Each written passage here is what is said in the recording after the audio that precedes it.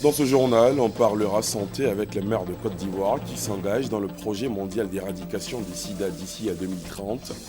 Ils l'ont exprimé en présence du directeur exécutif de l'ONU-SIDA à la faveur d'une cérémonie à l'hôtel du district d'Abidjan. Inauguré mardi par le président Ouattara, le pont Henri Konan Bédié est ouvert aux automobilistes depuis très tôt ce matin.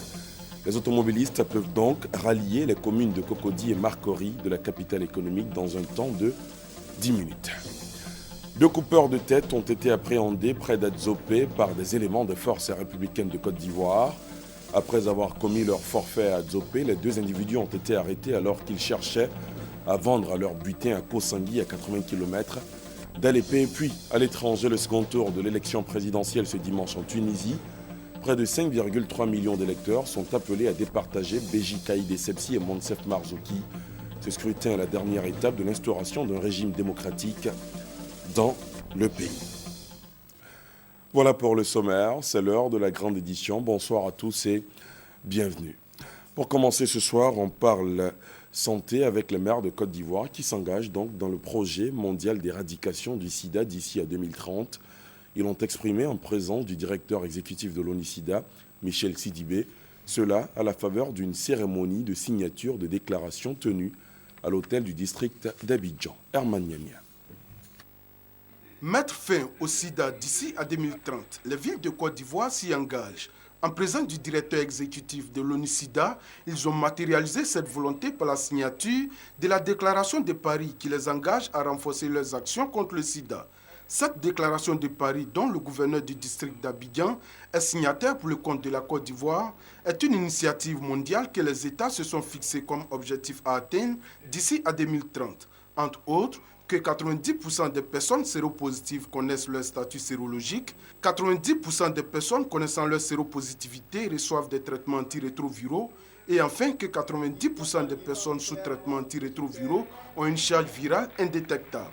Après 35 ans de lutte contre le sida, on a 19 millions de personnes sur 35 millions qui ne connaissent pas leur statut sérologique. Vous n'allez jamais gagner contre une maladie infectieuse sans savoir votre statut. La victoire sur le sida ne sera totale que si chacun de nous est habité d'un esprit de chevalerie, la chevalerie de l'esprit et la chevalerie de l'action orientée vers le bien-être des autres. C'est un grand mouvement porteur d'espoir auquel s'engagent les maires de Côte d'Ivoire, selon la représentante du ministre de la Santé et de la lutte contre le sida. Dr Joséphine Diabaté souligne que des actions doivent être encore menées, même si la prévalence au VIH-Sida a baissé en Côte d'Ivoire. Dans les années à venir, une partie de plus en plus grande de la population mondiale va vivre dans les grandes agglomérations urbaines. Dans de telles conditions sociales, les maladies se propagent plus rapidement, en particulier les infections sexuellement transmises, le VIH et le sida. À cette cérémonie, les communes de Makori, Saint-Fra et Port-Boué, des communes qui mènent déjà de nombreuses actions en faveur de la lutte contre le sida, ont partagé leurs expériences avec les autres municipalités.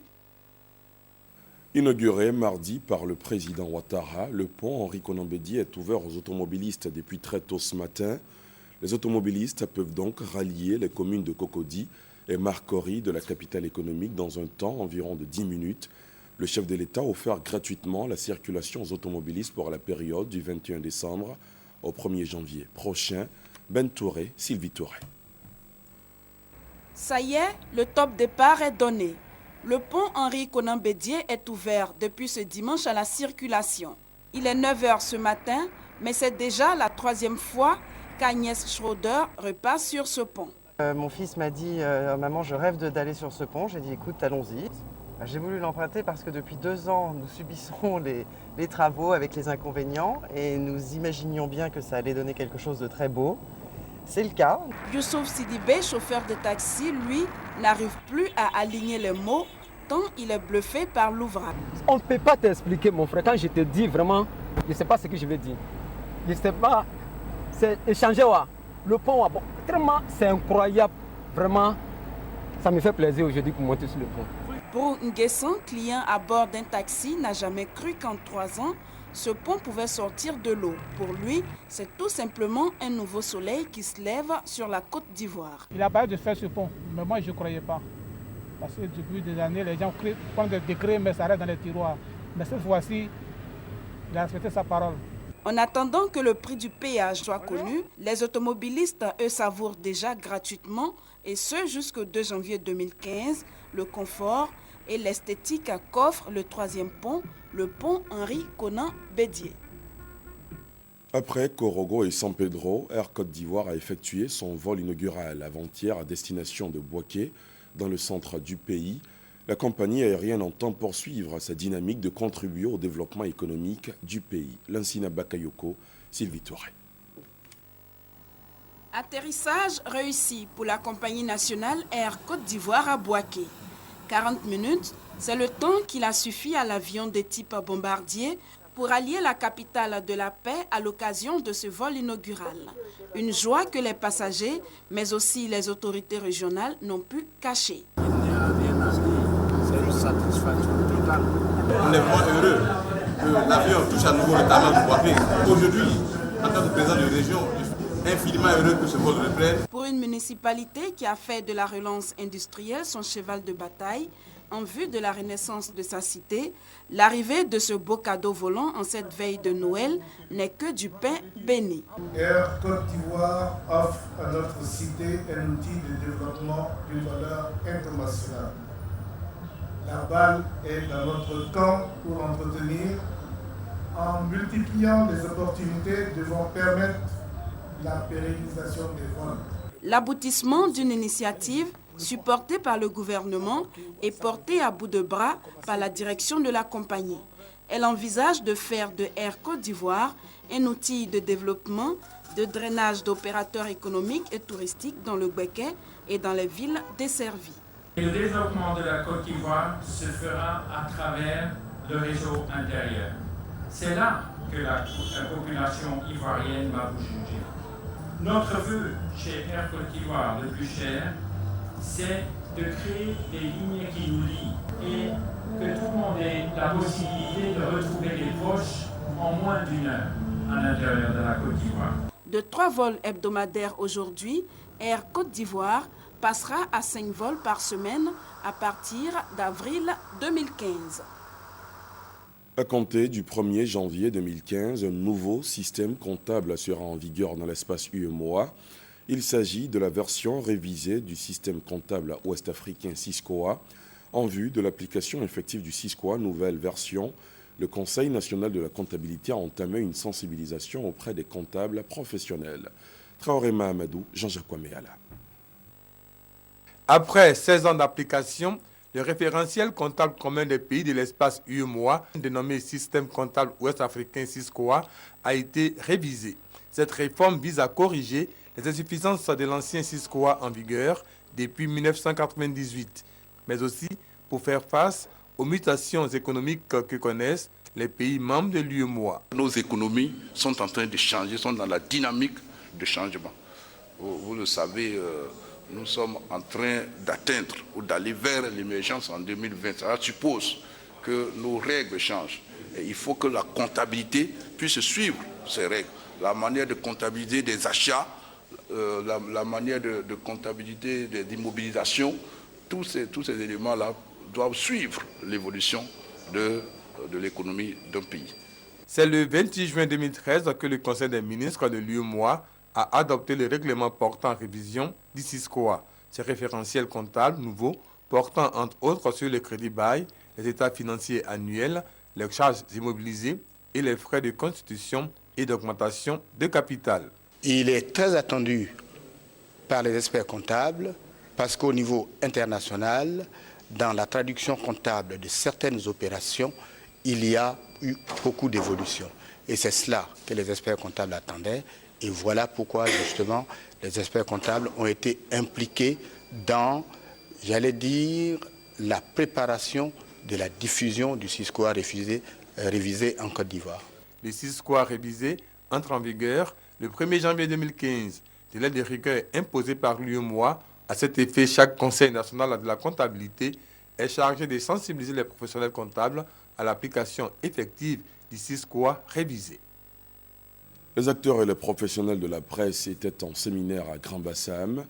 Dans la ligne de mire, la révision de la loi du 14 décembre 2004 portant régime juridique de la presse. Au terme des travaux, 5 points importants sont à retenir. Il faut retenir 5 points clés.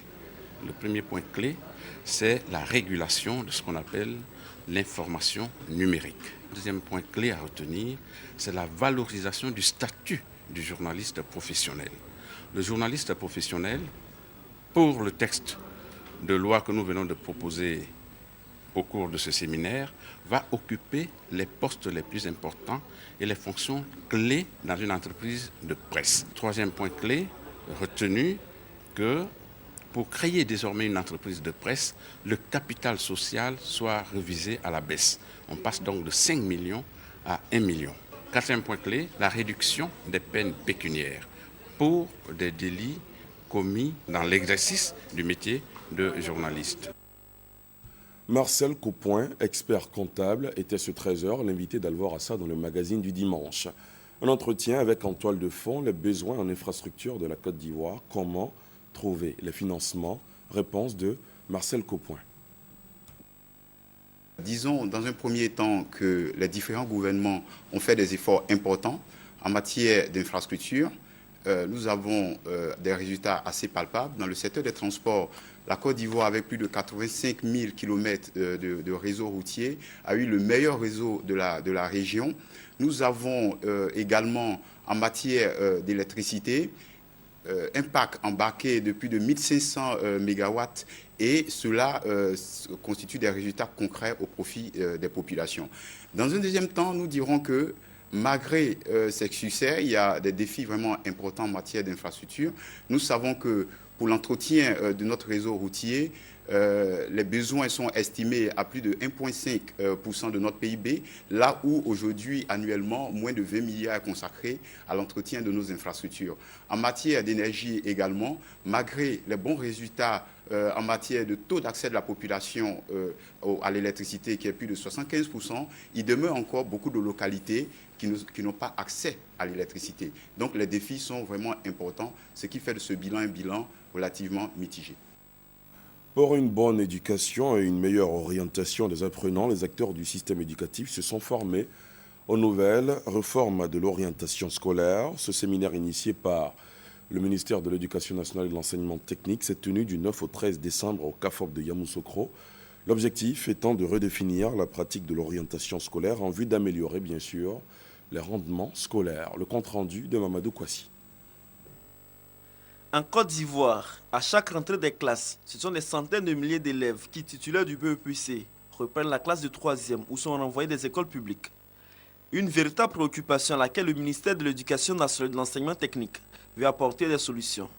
Un séminaire est donc initié pour redéfinir la pratique de l'orientation scolaire. En autorisant l'organisation de ce séminaire de réflexion sur la pratique de l'orientation en général et de façon spécifique sur les critères de passage en classe de seconde, attend des propositions à même d'aider notre sous-secteur à former des citoyens en harmonie avec l'environnement économico-socio-culturel.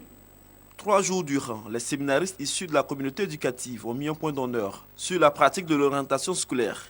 Il s'est agi de réexaminer cette pratique, de réformer la procédure de sélection des élèves du premier au second cycle et d'améliorer le profil des élèves orientés en seconde pour la production de meilleurs résultats au baccalauréat. Les résultats attendus sortis de cette séance de formation devraient permettre un meilleur processus d'orientation, un processus qui devra reposer sur un continuum, d'où l'accompagnement de l'apprenant dès son entrée en 6e jusqu'à sa sortie du système éducatif. L'ambassade d'Allemagne en Côte d'Ivoire a offert mardi à la coopérative des femmes du vivrier de Jacquesville une unité de transformation de manioc estimée à plus de 10 millions de francs CFA, ce don vise à lutter contre la pauvreté de la femme. La cérémonie de remise de ce don a eu lieu à la mairie de Jacquesville. Juliette Way. Mardi 16 décembre 2014, jour mémorable pour les populations de la région des Grands Ponts. Au moment où le district d'Abidjan inaugure le pont Henri-Konan Bédié, le département de Jacquesville, en Liesse, accueille une unité moderne de transformation de manioc. Ce don de la République fédérale d'Allemagne est estimé à 10 750 000 francs CFA.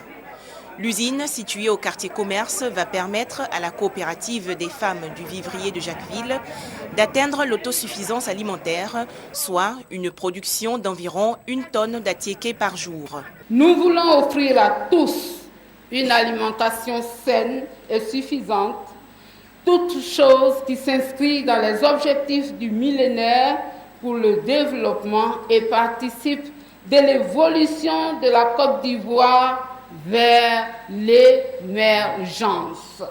Fini donc les longues distances à parcourir pour trouver une broyeuse. Fini également les gros efforts à fournir lors de la transformation des tubercules de manioc en semoule. Nous n'avons pas ces machines. Nous avons besoin de ces machines pour travailler.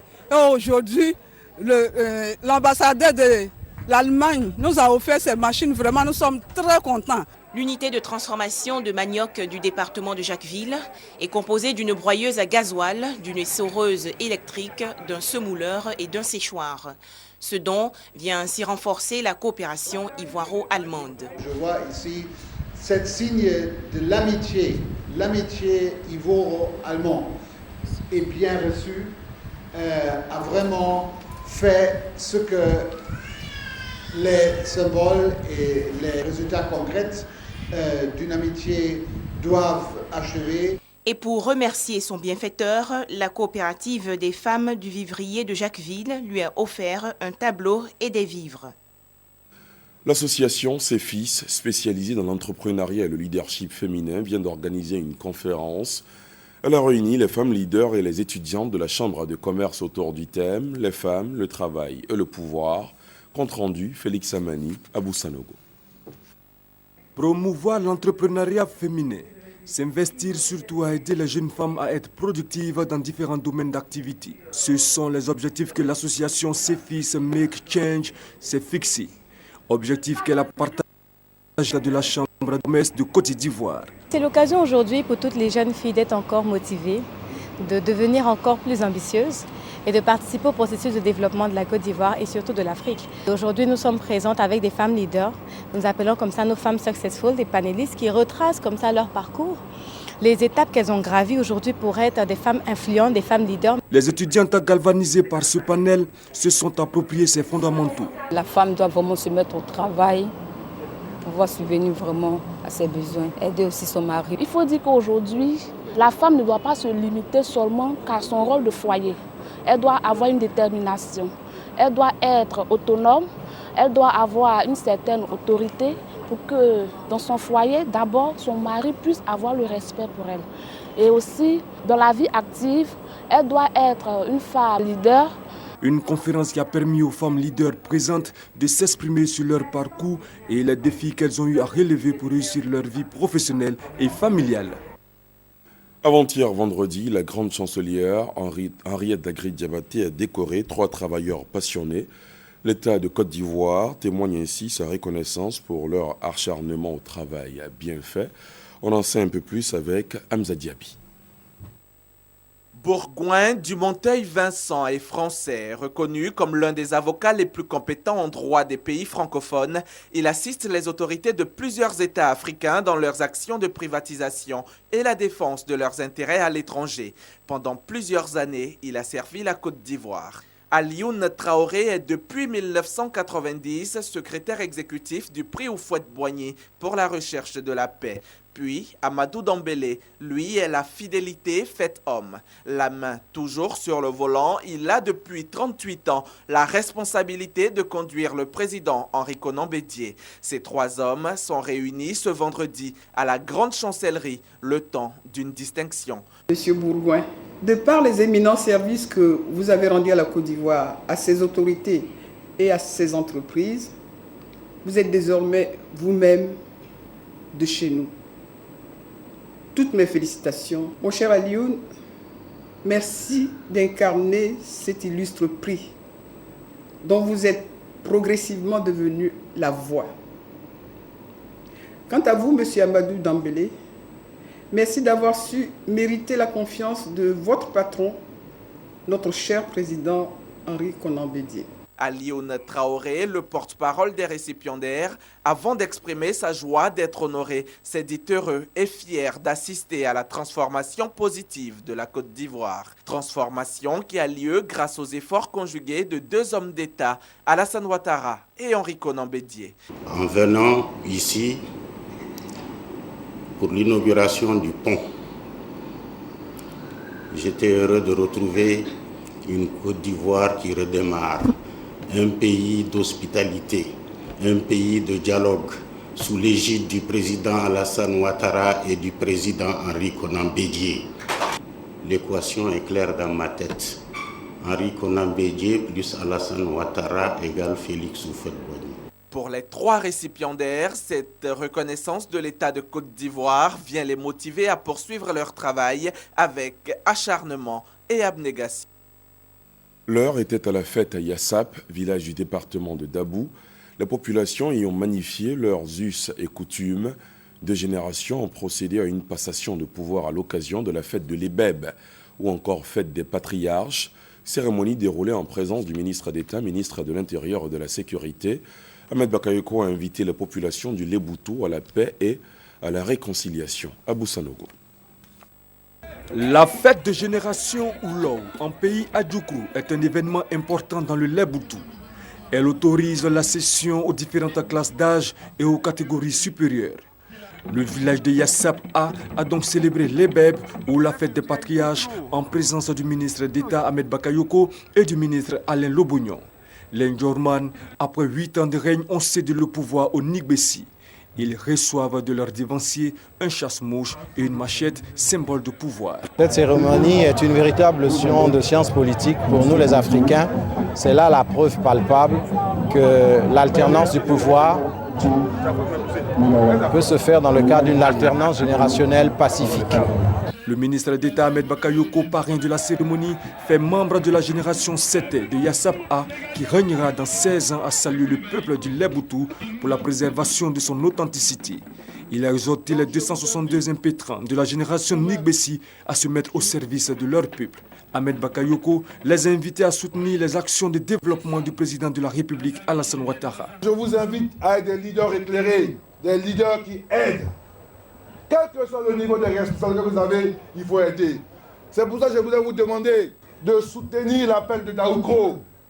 Le président Bédié a lancé un appel, c'est un appel pour la paix, c'est un appel pour la construction de la Côte d'Ivoire. Aujourd'hui, vous êtes témoins de ce que la Côte d'Ivoire est en train de se transformer. Le ministre d'État Ahmed Bakayoko a offert au nom du président de la République la somme de 5 500 000 francs CFA à l'ensemble des populations et aux classes d'âge présentes. L'Ebeb est un rite de passage de la jeunesse à l'âge adulte. Il consacre ainsi la génération Nigbessi pour 8 ans. On en vient à ce drame. Qu'est-ce que des hommes peuvent être cruels? 2 coupeurs de tête ont été appréhendés près d'Adzopé par des éléments des forces républicaines de Côte d'Ivoire. Après avoir commis leur forfait à Adzopé, les 2 individus ont été arrêtés alors qu'ils cherchaient à vendre leur butin à Kosangui, à 80 km d'Alépé. Les mises en cause sont en ce moment détenues à la brigade de gendarmerie d'Adzopé. Attention, certaines images peuvent choquer, personnes sensibles à s'abstenir. Le témoignage de Ben Touré est commenté par Abou Sanogo. Spectacle insoutenable, scène crapuleuse. Un crâne humain dans un sachet noir en train d'être retiré d'un seau. Ces 2 individus âgés respectivement de 20 et 25 ans auraient tenté de le revendre. Mais ils seront stoppés net dans leur élan par un détachement des forces républicaines de Côte d'Ivoire en poste à Alépé. Le vendredi nuit, on a reçu un appel ici de nos unités qui sont basées à Kosangui, qu'il y a un monsieur qui a tête de l'homme dans sac, en fait, qui est rentré dans le village à Kosangui. Il cherchait preneur pour vendre. C'est ainsi qu'il a proposé à un monsieur. Le monsieur a dit, bon, il va voir. Maintenant, quand il est parti, c'est le monsieur maintenant qui a appelé nos éléments qui sont postés à Kosangui. Maintenant, les éléments en question, les éléments qui sont au poste d'observation, ils ont commencé à faire leur travail. C'est ainsi qu'ils l'ont pris. Selon le caporal Koulibaly, le crâne en état de putréfaction très avancé aurait été ramené auprès du reste du corps, ce à la demande de la famille de la victime pour son inhumation. Celui qui a assassiné nous a dit que tout simplement le monsieur n'a rien fait, mais il est en collaboration avec un certain Yapo Kobenan qui se trouve à Kosandji plutôt. Voilà, sous-préfecture d'Indira. Les deux individus sont en ce moment à la disposition de la brigade de gendarmerie d'Alépé pour nécessité d'enquête. Le troisième complice, quant à lui, est toujours en cavale. Autre sujet, cet appui de la ministre Nialé Kaba à l'Association des femmes pour le développement du canton Pakolo. La ministre chargée de l'économie et des finances a offert à l'association plusieurs dons pour contribuer à leur prise en charge socio-économique. La cérémonie de remise de ces dons a eu lieu ce week-end à Dodagnoa, un village du canton Pakolo, envoyé spécial sur les terres de Noël Niagno, Mamadou Kwasi. Le canton Pakolo, situé dans la sous-préfecture de Gagnoa, regroupe à lui seul 22 villages. Ici, l'autonomisation de la femme et des jeunes constitue une véritable préoccupation pour les autorités coutumières. Et les jeunes organisés, se prenant en charge, faisant moins de mauvaises choses, ça peut donner un impulse au canton. La femme est celle-là qui permet à la famille de résister aux difficultés naturelles. Donc, en commençant par la femme, je suis sûr de pouvoir insuffler une nouvelle dynamique au canton. Les femmes, pour relever le défi de leur autoprise en charge socio-économique, elles ont mis sur pied depuis quelques mois une association regroupant les différentes coopératives féminines du canton Pakolo. Elles font de la lutte contre la pauvreté leur leitmotiv. Les villages où il y a des bas-fonds, on peut faire la pisciculture, l'élevage des porcs, l'élevage des ovins, tout ça pour qu'on puisse nous aider nous-mêmes et puis aider aussi nos maris. Leur initiative est saluée par la ministre Kaba Nialé, désormais marraine de cette association. En se rendant dans ce canton, Kaba Nialé est parti les bras chargés. Des moments inoubliables pour ces braves femmes du milieu rural. Elle reçoit 22 broyeuses, 22 brouettes, 200 paires de bottes et 200 paires de gants, le tout d'une valeur de 5 500 000 francs CFA. À cela s'ajoute la somme de 5 millions de francs CFA comme fonds de garantie de leur structure. La ministre Kaba Nialé exhorte les femmes, surtout celles des zones rurales, à se constituer en coopérative afin de faire face à la pauvreté. Il faut éduquer les femmes, il faut aussi aider les femmes qui aujourd'hui sont matures à s'organiser, à se mettre en association et à constituer une force économique. Parce que nous sommes persuadés que les richesses que les femmes vont créer vont certainement permettre de profiter immédiatement et directement aux enfants et à toute la famille. La ministre Kaba Nialé a saisi de son passage dans le canton Pakolo pour visiter l'école primaire de Dogagnoa, une école de 6 classes en ruine. La fête de Noël approche et les parents retardataires se bousculent pour acheter les jouets de leurs enfants, alors que certains parents se dirigent vers les grands magasins, les grandes surfaces. D'autres optent pour les jouets seconde main. Le choix de beaucoup se porte donc sur les marchés de friperie d'Abidjan. On fait le point avec Baraki Sabamba et Serge Gongomé.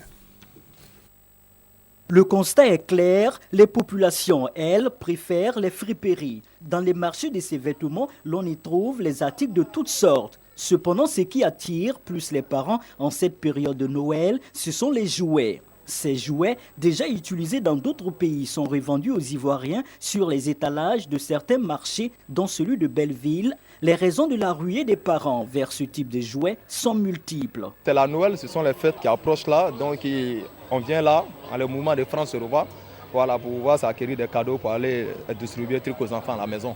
Tout ce qui est importé, en tout cas, c'est du solide. Chaque année, on faisait cadeaux aux enfants. Les jouets d'ici, ça dure, c'est pourquoi nous venons toujours acheter. Mais cette année, en tout cas, c'est cher.